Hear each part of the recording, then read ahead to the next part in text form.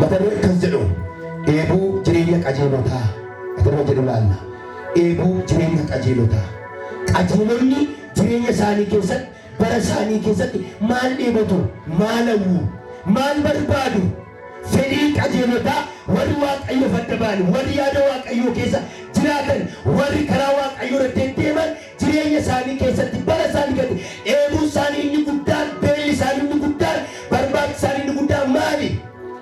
Eebuu jireenya qajeelotaa. Amma lafa kana gubbaa jiranitti namni waan baay'ee dheebota, namni waan baay'ee barbaada, namni waan baay'ee hawwa. Garuu qajeelonni jireenya isaanii keessatti, mana isaanii keessatti, bara isaanii keessatti maal barbaadu? Jireenya isaanii keessatti, bara isaanii keessatti, oolmaa isaanii keessatti yoo ba'anis, yoo galanis, yoo deemanis qajeelonni jireenya isaanii keessatti maal barbaadu? Eebuun qajeelotaa maali? Hawwiin qajeelotaa maali? Fedhiin qajeelotaa maali? Nama lafa kanatti gaa faarfannaa boqonnaa 27 lakkoofsa 4 iddoon dubbise amma. Faarfannaa boqonnaa 27 lakkoofsa 4. Qajeelota jechuun warra akka yaada waaqayyoo fi jaalala waaqayyootti karaa waaqayyoo gubbaa jiraatanidha. Daandii waaqayyoo irra warra jiraatanidha. Yaada waaqayyoo keessa warra jiraatanidha. Dhaloonni akkasii kun jireenya isaanii guutuu bara isaanii guutuu maal barbaadu? Tanis yookaan eebuu jechuun kun maali? Walumaa galatti yeroo kiyyatti fayyadamuudhaaf eebuu jechuun fedhii waan tokkoo qabaachuudha. Waan barbaadan argachuudhaaf waan barbaadan bira ga'uuf fedhii guutuu qabaachuudha. Hawwii guutuu qabaachuudha. Eebuun bakkee gurguddaa lamatti qoonna. Eebuu badaa fi eebuu gaarii jennee lafa kaa'uu dandeenya. Eebuun badaa maali? Eebuun badaa yaada gaarii dhabuu, hammina, jallina, diriiraa, qilmii namatti kuusudha. Walii ofiitiif gaarummaa yaaduu dadhabuudha. Jireenya walii keessatti lafa kana gubbaatti laphee ofii keessatti waliif jaalala dhabuu, waliif qajeelina dhabuu, waliif garraamummaa dhabuudha. Inni kun eebuu badaadha. Iddoo waliif dhabuu, wal kabajuu dadhabuu, wal jaalachuu dadhabuu. Isaan kun hundi isaanii eebuu badaadha. Macaafa qulqulluu keessa dhaqnee yoo ilaalle uumama boqonnaa 4 lakkoofsa 8 gubbaa obbolaa lama agarra. Obbolaa lama inni seenyuun Abeeliif Qaayel jedhama. Abeel nama garaa guutuu waaqayyoon jaalatu, nama qabeenya isaatiin waaqayyoon ol kaasu, nama waaqayyoon kabaju waan ta'eef aarsaa isaa qabatee fuula waaqayyootti gaafa dhiyaatu faara tolaadhaan ilaala jedha Waaqayyo. Itti gammade jedha garaa guutuu waan dhiyeesseef. Qaayel garuu qabeenya isaarraa garaa guutuu waan hin kennineef waaqayyo gara isaa faara tolaan hin ilaalle jedha. Kanarraa kan ka'e Qaayel Abeelitti hin gaddeedha. Hin gadde inaare. Ira eebuu badaadha kun. Eebuu badaadha. Waan waaqayyo gara Abeel faara tolaan gara aarsaa isaa ilaaleef gara Qaayel immoo waan hin ilaalleef itti inaare jedha mataa buuse jedha. Uumama boqonnaa 39 yoo dhaqxanii fudhattanii eenyuun agartu? Haadha manaa mootii tokko agartu. Haadha manaa nama guddoo, haadha manaa kabajamtuu, haadha manaa ulfina wayi, haadha manaa Pooxifaaraa. Yoosef waaqayyo waan wajjin jiruuf, yaadni waaqayyoof hafuurri waaqayyoo waan wajjin jiruuf wanti inni hojjete hundumtuu isaan maal ta'a? Wal qixxaata jedha. Sababii mul'ata isaatiif, sababii abjuu isaatiif Yoosef gurguramee ari'atamee yoo achitti galeeyyuu ishiin akkamitti ilaalte jedha? Akka hin taanetti ilaalte jedha. Hin hawwitee jedha. Haadha manaa mootitu nama hin garramuu, nama guddoodha.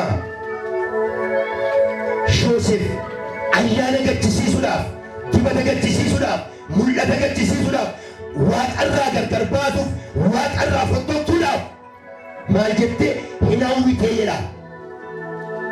Kanaan booda yeroo baay'eetti deddeebitee gaafa witu irratti raawwachuu waan hin dandeenye maal goote? Uffata isaa fudhattee irraa baafattee itti baase gaa uffata isaa irraa baafattee inni kunoo innati mana kootti galchite akkas na godhe. Abbaa manaatti himte mana hidhaa galchisiifte. Eebuu badaa. Mootichi otoo nama ajjeesutti otoo nama qalbii qabneetiin ajjeesira mana hidhaa yoo geessu baate ajjeesuu danda'a ture. Eebuu gaariin immoo eebuu gaariin iddoo walitti qoodamu daddafeen irra darbaga yeroo keenyatti fayyadaman eebuu baay'ee gaarii eebuu gaarii eebuu baay'ee gaarii eebuu baay'ee gaarii fi excellent waan baay'ee gaariidha jedhama. Iddoo kanatti garbichi Waaqayyoo Daawit inni kan eebote eebuu baay'ee gaariidha. Eebuu baay'ee gaariidha. So bara isaanii keessatti qajeelonni maal eebotu tokko mana Waaqayyoo keessa jiraachuudha. Bara isaanii keessatti jireenya isaanii keessatti tajaajila isaanii yoomiyyuu mana Waaqayyoo keessa jiraachuudha. Yoo jiraates yoo argames yoo guutes yoo hidhates eebuun isaanii mana Waaqayyoo keessa jiraachuudha. Kanaaf egaa Daawit akkas jedha Waaqa koo jedha Waaqa koo ani mee jedha filannoon kanaan booddee qabu yoo naa ta'es yoo naa ta'uu baates yoo natti toles yoo natti bades ani mana kee keessa jiraachuudha. Jireenyi koo oolmaan koo mana kee keessa jiraachuudha. Wantoota sirraa gargar nan baasu harkeera iddoo baay'ee ga'e harkeera lafa baay'ee ga'e amma mana kee keessa jireenya jiru homtoon jiru jedha. Yakka jedha harka keessan afaan ol kaasati yaa Waaqayyoo jedha sagalee ol kaasaa yaa Waaqayyoo jedha jireenyi dhugaan mana kee keessa jira jedha jireenyi dhugaan mana kee keessa jira jedha. Haleluuyaa jireenyi dhugaan mana kee keessa jira jedhe nagaa guutuun mana kee keessa jira jedhe nyaatanii kan quufani dhuganii deemuu kan ba'ani uffatanii kan barine jireenyi dhugaan mana kee keessa jira. Tokkummaa dhugaan mana kee keessa jira. Jaalalli dhugaan mana kee keessa jira. Simboo dhugaan mana kee keessa jira. Hai kanaaf filannoon koo mana kee keessa jiraachuudha. Homtuu sirraa gargar nan baasu. Yesuus gooftaadha. Haleluuyaa. Qajeelonni bara isaanii keessatti kan isaan dheebotan kan isaan barbaadan mana Waaqayyoo keessa jiraachuudha. Kanaaf Daawit egaa ani jireenya koo keessatti bara koo keessatti mana kee keessa jiraachuudha. Qajeelonni maal dheebotu mana Waaqayyoo keessatti argamuudha. Inni kan biraa qajeelonni maal dheebotu kan jedhuufi yeroo hundumaa fuula Waaqayyoo ila mana Waaqayyoo fi fuula Waaqayyootti argamuudha. Faarfannaa 42 akkas jedha Daawit mata akkas jedha yaa Waaqayyoodha akkuma boromni bishaan yaa'u argachuu yaadduudha. Tikkafaala hataaniya. Haleluuyaa. Galanni guddaan Waaqayyoof haa ta'u. Akkuma boromni bishaan yaa'u argachuu yaaddu lubbuun koo si yaaddi jedha. Qajeelonni yeroo hundumaa maal dheebatu lubbuu isaaniitiin maal dheebatu fuula Waaqayyootti argamuudha. Boromni bishaan yaa'u dheebotti bishaan ciisu miti corroqa miti bishaan boollaa miti bishaan kuufame bishaan raammee miti yoo itti dhiyaatee jiraate iyyuu bishaan kuufamaa bishaan boollaa bishaan yaa'u malee bishaan tortoraan barbaaddu. Bishaan yaa'u bishaan qulqulluudha. Haleluuyaa. Yesuus Kiristoos gooftaadha. Galgala ganama kaname Waaqayyo nama tokko dheebuu hin baasa. Warri dheebottan gara koo koottaa jedhe. Iddoo sanatti waa'ee maalii dubbata? Waa'ee hafuura qulqulluuti. Yaa bishaan qulqulluu sun egaa bishaan hafuura qulqulluu wajjin wal qabsiisa.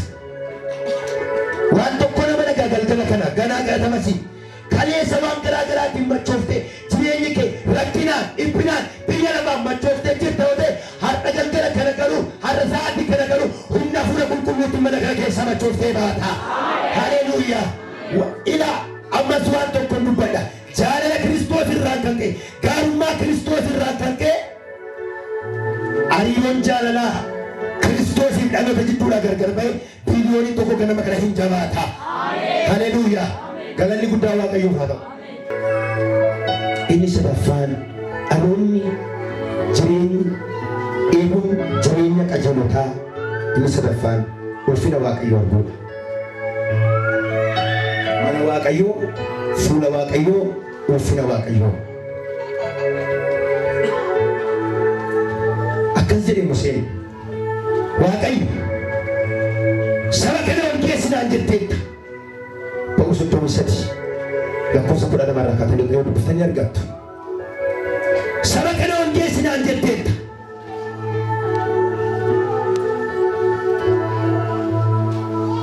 saba kana ogeessinaan jetteetta. Eenyu na wajjin ergita? Eenyu na wajjin ergita? Si beeka, maqaa kees beeka, faara tolaanis si ilaalela naan jetta. Garuu eenyu na wajjin ergita jennaanii Waaqayyo akkas jedhe Musee ani si wajjinan ta'a jedhe. Haleluuyaa. Nama biraayyuu miti ani si wajjinan ta'a jedheen. Galanni guddaa Waaqayyoof haa ta'u. Mee nama si bukkee qabiti har'a ganama karaa jedhaanii Waaqayyo si wajjin ta'uu jalqabaa jedhaanii. Yesuus gooftaan kenneeni ani si wajjinan ta'a. Tokko intal si wajjin ta'e immoo boqonnaa sii kennaa jedheen. Haleluuyaa. Ganama kana dhaloonni boqonnaa argatanii mana kan keessa baatan jirtu jedhani. Baraki iltafana mahadaniya. Nyaatanii kan boqonnaa dhabdan, dhugdanii kan boqonnaa dhabdan, uffatanii kan boqonnaa dhabdan, si wajjin ta'uu Waaqayyoodhaan kan ta'e ganama kana boqonnaa argattu jedhani. Mana keessatti bara keessatti jireenya keessatti hamma irraatti dhaloonni boqonnaa argate si wajjin ta'uu Waaqayyoodhaan boqonnaa guutuun tokko mana keessaniif ta'a. Tokko isinitti hima. Amma irratti mana keessaa nagaan kan bade. Gaana keessaa jireenya keessaa nagaan kan bade. Fayyinni kan bade. Hamma irratti golli keessan, lapheen keessan, jireenyi keessan nagaa kan dhabe.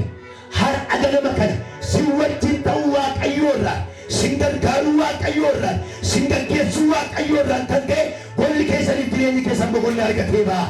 Haleluuyaa. Namni tokkoyyee Waaqayyo boqonnaa kooti haa jedhu kaa. Har'a Waaqayyo na boqochiisaa jedhaasin. Waaqayyo ganama kana mana keetiin boqonnaa laata. Namni kanatti walii galuu jiraate amiinaa jedhu. Haleluuyaa. Jireenya kee, bara kee, daa'ima kee Waaqayyo waan jiraataan boqonnaa sii laataan jedhani. Namarraa boqonnaa dhabuu dandeessa. Nyaattee, dhugdee, uffattee maallaqarraa boqonnaa dhabuu dandeessa. Firarraa, biyyarraa boqonnaa dhabuu dandeessa. Waaqayyo irraa garuu ganama kana boqonnaa guutuu argatta. Si wajjin danda'a. Haleluuyaa. Jabeessi nama si bukkee qabaatime har'a ganama karaa jedhaani. Waaqayyo boqonnaa sii laata jedhaani. Hin beekamu nama nagaa hin qabneetti laata. Nama boqonnaa hin qabneetti laata. Maaliif akka sagaleen kun dhufe jabeessa qabaatti hima. Har'a ganama kana Waaqayyo boqonnaa guutuu sii laata jedhaani. Haleluuyaa. Ganama kana maqaan Yesuusiin boqonnaa argattee baata. Bolli kee boqonnaa argata. Gaa'illee kee boqonnaa argata. Jireenyi kee boqonnaa argata. Si wajjin nan taa'e boqonnaa sii laallaadha. Yesuus gooftaadha. Me'annan boqonnaa ayyaati. Haleluuyaa. Kan akka Waaqayyo nama boqochiisu hin jiru. Kan akka Waaqayyo nagaa nama laatu hin jiru. Ani si wajjin nan ta'a. Hin rakkattu, hin dhiphattu. Maalan ta'a? Eessan naqa? Eessan deema jettee hin dhiphattu. Ani boqonnaa sii laadha. Haleluuyaa. Yesuus gooftaadha. Walgalattuu jedhe. Warra ija isaa keessa laalite yookaan ija ishee laalite har'a Waaqayyo boqonnaa sii laata jedhaani. Wallaalaan jedhe wallaalatti har'a Waaqayyo boqonnaa sii laata jedhaani. Yesuus gooftaadha. Ani si wajjin nan taa'e. Si wajjin nan ta'e immoo boqonnaa sii kenna. Hin rakkattu, hin dhiphattu. Si wajjin ta'e boqonnaa sii laadha. Jedheeti kanyire Waaqa koo jedhe ammas Museen ani mee jedhe eebuun koo ulfina kee arguudha. Lakkoofsa 18 gubbaa wal ilaaltan. Ulfina kee arguudha. Ulfina kee saayidhaa namaa hiiku. Ulfina kee simboo namaa ta'u. Ulfina kee saayidhaa nagaa namaa laatu. Ulfina kee arguudha. Haleluuyaa. Warri deemattan akka keessa ol kaasaa dheebuudha. Ulfina Waaqayyo warri deemattan. Harka Waaqayyo kana warri deemattan. Arguun qaba ulfina Waaqayyo warri deemattan. Maqaa gooftaan Yesuusiin ulfinni Waaqayyo jireenya kee haa laalu. Ulfina kee arguudha. Ayyaana kee arguudha. Humna kee arguudha. Ulfina kee barbaada jedhe.